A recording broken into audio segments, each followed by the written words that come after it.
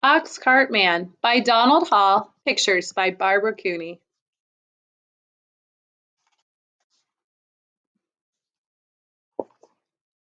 In October, he backed his ox into his cart, and he and his family filled it up with everything they made or grew all year long that was left over. He packed a bag of wool he sheared from sheep in April. He packed a shawl his wife wove on a loom from yarn spun at the spinning wheel from sheep sheared in April. He packed 5 pairs of mittens his daughter knit from yarn spun at the spinning wheel from sheep sheared in April. He packed candles the family made. He packed linen made from flax they grew. He packed shingles he split himself. He packed birch brooms his son carved with a borrowed kitchen knife. He packed potatoes they dug from their garden.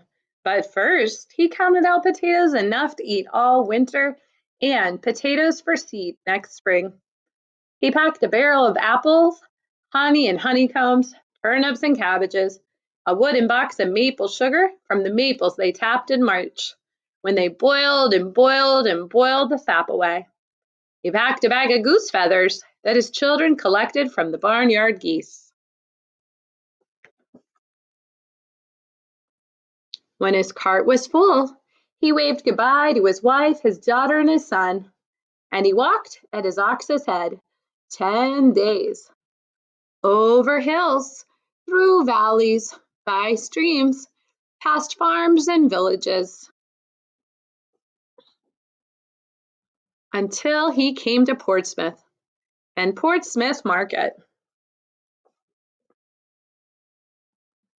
He sold the bag of wool. He sold the shawl his wife made.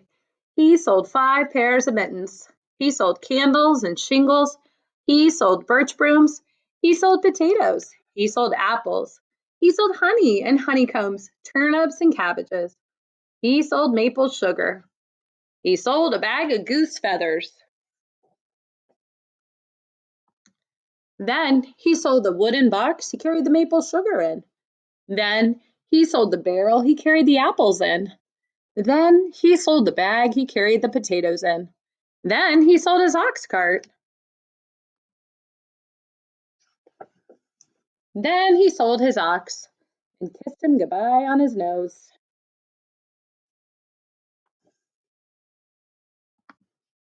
Then he sold his ox's yoke and harness. With his pockets full of coins, he walked through Portsmouth Market. He bought an iron kettle to hang over the fire at home. And for his daughter, he bought an embroidery needle that came from a boat in the harbor that had sailed all the way from England. And for his son, he bought a Barlow knife for carving birch brooms with. And for the whole family, he bought 2 pounds of wintergreen peppermint candies. Then he walked home with the needle and the knife and the wintergreen peppermint candies tucked into the kettle, and a stick over his shoulder, stuck through the kettle's handle, and coins still in his pockets. Past farms and villages, over hills, through valleys, by streams, until he came to his farm, and his son, his daughter, and his wife were waiting for him. And his daughter took her needle and began stitching, and his son took his Barlow knife and began whittling, and they cooked dinner in their new kettle, and afterward everyone ate a wintergreen peppermint candy. And that night the ox cart man sat in front of his fire, stitching new harness for the young ox in the barn. And he carved a new yoke, and sawed planks for the new cart, and split shingles all winter, while his wife made flax into linen all winter, and his daughter embroidered linen all winter, and his son carved Indian brooms from birch all winter, and everybody made candles.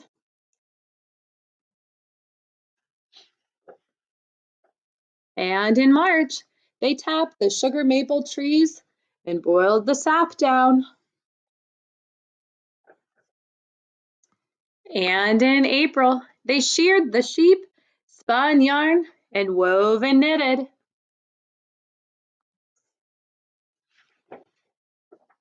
And in May, they planted potatoes, turnips, and cabbages, while apple blossoms bloomed and fell, while bees woke up, starting to make new honey. And geese squawked in the barnyard, dropping feathers as soft as clouds. The end.